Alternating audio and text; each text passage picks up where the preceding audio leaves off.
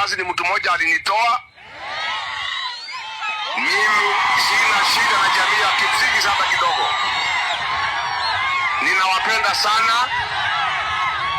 Mimi najua mumeumia, hamuna barabara, hamuna maji, hamuna stima, mashamba yenu imeibiwa, watu wameuawa. Mimi nitasimama na nyinyi, nitakuwa mtetezi wenu. Nimetoa mawakili 10 ya kusaidia jamii yenu kwenda kotini kutafuta haki yenu. Marehemu Johana Ng'eno alikuwa rafiki wangu wa karibu. Nataka niseme pole, na ninauliza uchunguzi ufanywe haraka tujue ni nini limuua Johana Ng'eno. Johana Ng'eno alikuwa mtetezi wa jamii, alikuwa kiongozi shupavu.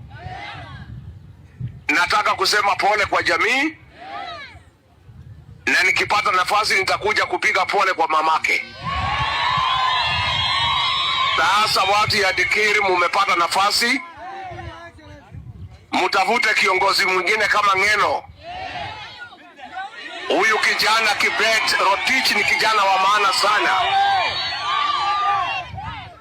Ni kijana shujaa, hawezi uziwa uoga, atapigania jamii yenu. Naomba muunge mkono tafadhali. Naomba jamii, hii kijana mpatie kura yenu yote,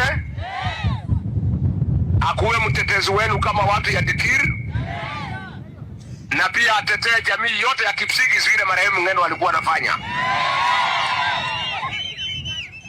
Mimi nawapenda sana, nitakuja kutembea.